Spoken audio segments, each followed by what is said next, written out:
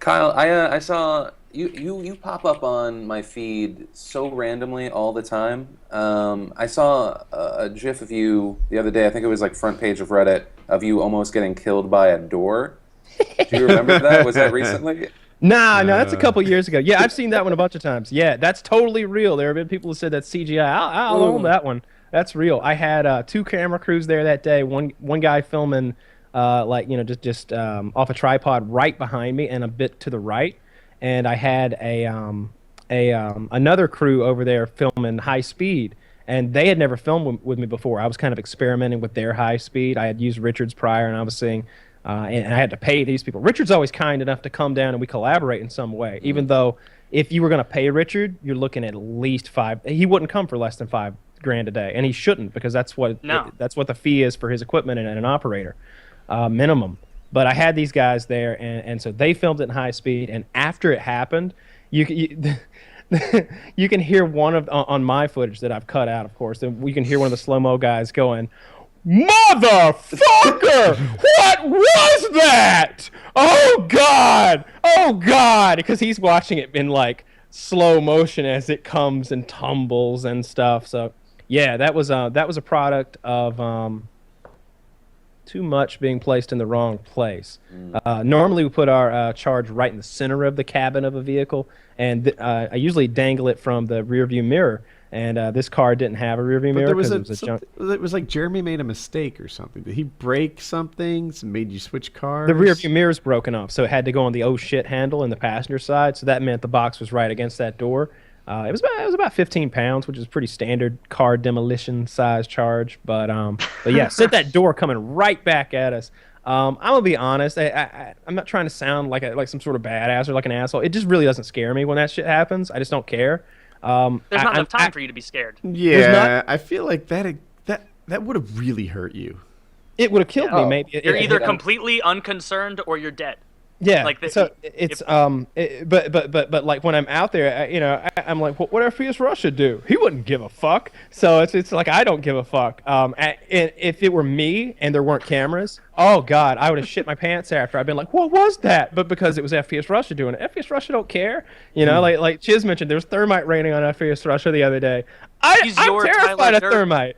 He's my Tyler Durden. I'm terrified of thermite and acetylene. We did acetylene barrels. We're doing acetylene experiments every day this week. That's what I've been doing. I'm so afraid of acetylene. After what you've described about that gas. Let me tell you this. Horrifying. All right, so I got a plastic barrel the other day to do. I've been running rounds of tests every day to get the oxygen to acetylene mixture perfect, so that I don't have to mix it myself. I've basically got my own mixture going, and I just turn it on, and it does its thing.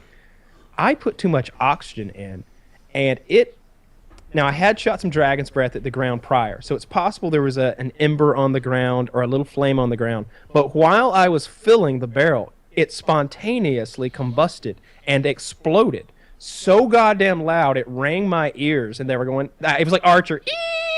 I was like, what was that? It just explodes on its own. And this big 55-gallon plastic barrel turned inside out, completely ripping it apart and like turning it inside out. It was astounding power out of just a small amount of gas that costs like 30 cents. I don't even know how to estimate the value of like 9 psi of acetylene and oxygen running for 4 seconds. It's nothing. So we've been experimenting with that a lot. I got lots of big plans for that. It's incredibly cheap, incredibly volatile. It is what I had second and third degree burns on my hand with when I was 14. It's what I fucked myself up with and had to go to the burn clinic and had that nightmare, like most painful experience of my life with. So I am very careful with it. Everything's being done remotely. I don't get anywhere near where fire and explosions happening. I have 50-foot hoses running, and I'm kind of over here being an operator rather than being the guy who's like, all right, here we go. Psst. Like, that's how you get mangled. Is the whole 50-foot hose that like red and green fireproof? It is. And I've split How much them. was it? I don't know. I got a lot of stuff at the same place. I bought my acetylene, my oxygen. Okay. The guy there is a fan, so he actually helped me out with a lot of hardware. He puts he puts all my valves together. The thing that goes on the top of the fucking tank. What's that? Regulator. Thank you.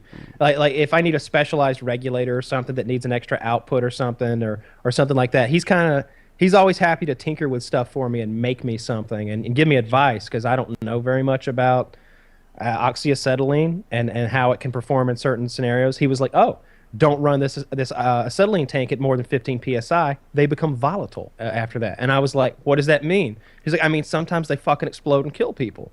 And I was like, "Oh, we'll run it at 9." He's like, "Yeah, I'd recommend 9. I've been running at 12 That's though a because I handy don't give a tip. fuck. Just fucking get some in there." But I've got a lot of big plans for that. That stuff is incredibly powerful and incredibly sensitive. Like you just shoot it. I filled a balloon up the other day. I sat this balloon just on the ground and had 2 hoses running inside of it. Zip tied the hoses so they would stay inside of it and not leak. Gave it a little oxygen. Gave it a little acetylene. When I shot it with my Dragon's Breath shotgun, it sounded like 5 pounds of tannerite going off, and it was a balloon this big.